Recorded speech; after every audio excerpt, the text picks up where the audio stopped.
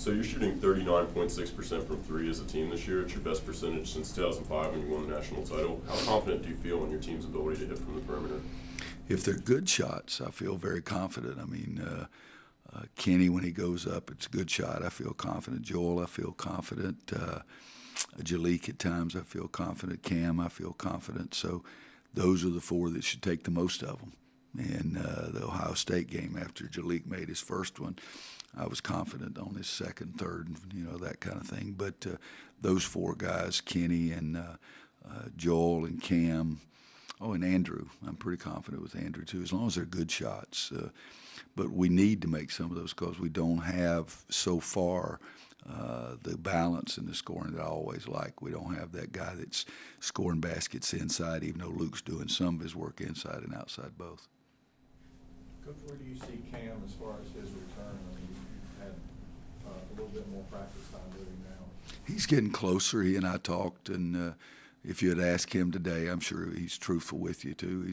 We're talking 80–85% of where we think he can be. He's got a bad body. He's been hurt a lot, you know, that kind of thing. But so right now, there's not any major plan to change anything. You know, we got him more minutes in the second game than we did in the first game, and I would see that we'd be able to do some of that, and we probably need to do some of that because we've got major minutes for Theo and Joel. I mean, one game they played 35 minutes. That's hard the way we like to play. There's nothing wrong with Luke's numbers, final numbers. Do you think some other teams are starting to catch up with him a little bit, maybe scout a little bit more, or prepare a little bit more for him specifically? I think so, Joe. I think that once you get in the league, they do know more about you. They know all your warts, and I think that it'll be harder when that defense knows as much. But he's a pretty bright young man that can figure out some things as well, and his numbers were so off the charts. It's hard to expect anyone to maintain that kind of thing. But I think that Luke will continue to be a very effective offensive player, very effective rebounder for us because he'll figure some things out. And then it's up to us to realize, okay, we need to do a better job of screening for him to try to see if we can get him a little more open than he was before too. But yeah, once you get in league play, it's let me back up. I've always thought that if you get into league play and you see a guy's numbers go up in league play from what they were off, you know, the pre-conference schedule, then you've really got something because those people really do know you so much better. You mentioned the lack of balance or how you're not pleased with the balance and some interior scoring issues. Is that a legitimate concern for y'all heading into ACC play? That's something you're Oh, it is for me, but I don't know how legit it is. You know, I mean, Duke for years survived on three-point shot, three-point shot, three-point shot. Now they got a lot of guys inside, you know, and I don't remember them finishing last in the league anytime that was going on. We've just been, the way I like to coach, the way I like to have things happen, we've always had great balance. I mean, when we had Tyler Hansbrough, we had a guy named Ellington and Danny Green that could shoot the ball too. And so I want our inside scoring to get better. But there's two ways to get by your big guys or by your guards penetrating to the basket and being able to score as well. So I'm concerned about it just because it's not normal for teams that I've coached, but we'll have to wait and see. So how comfortable are you in using that depth lineup then with May at the 5 and then 4 guard and wing players out there? Well, it depends, the game situation, matchups. You know, and I had somebody the other day say, well, he's going to start eventually putting, you know, Jalik at the 1 and Joel at the 2. Why in the crap would I take Kenny Williams at the 2? Good God. You know, so we can paint lineups all day long and say strengths and weaknesses, but we'll just have to wait and see. You guys have played in a good schedule, but obviously with the league play it will increase. What do you feel a couple of areas that you would like to see improve early part in the ACC play? Well, the best answer is everything, but the one thing that I think we still have to do a better job of is protecting the rim, the defensive player by big guys. And we've working on it every day and trying to get better, and we've got to get better at that to be really successful. Where do you think the shift kind of started to begin to go a little bit smaller on the court? I mean, is there any particular team or an era or anything that caused that shift? You know, last summer I was playing golf. We had a little get-together, a bunch of NBA guys, and they're saying, God, keep playing the way you're playing. Don't change. You know, you play two big guys, you try to get the ball inside, You know, and I always say there's more than one way to skin a cat. You've heard me say 100 times there's more than one way to somebody can hit a draw, somebody can hit a fade, but they're still trying to get to the middle of the fairway.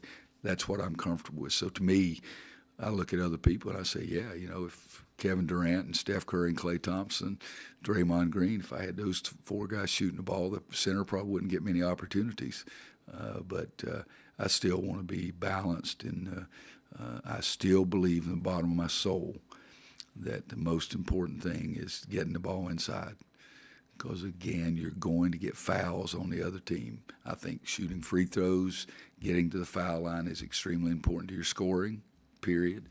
And I think if you get guys in foul trouble, that helps you because you're not playing against their best players. So we're still going to try to get fouled. Is that something that you hear a lot of on the recruiting trail, maybe the 5 guy wants to play the 4 or the 3? Oh, everybody under 8 feet thinks they're a small forward. So it's just what you got to understand. So it's a limited pool. Yeah. There's not too many guys I have to have that conversation with. 8 feet. What do you think, Cam or Cameron? What do you prefer? Depends on if he's on defense or offense.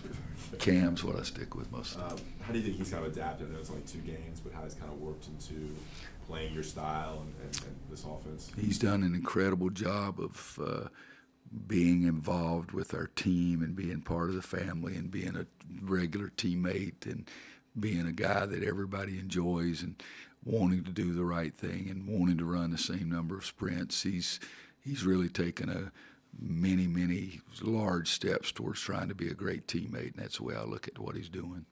So Jalik looked really confident against Ohio State. Obviously the talent's there. Do you see his role continuing to grow as the season progresses? Did you watch the game before Ohio State? I mean, come on now.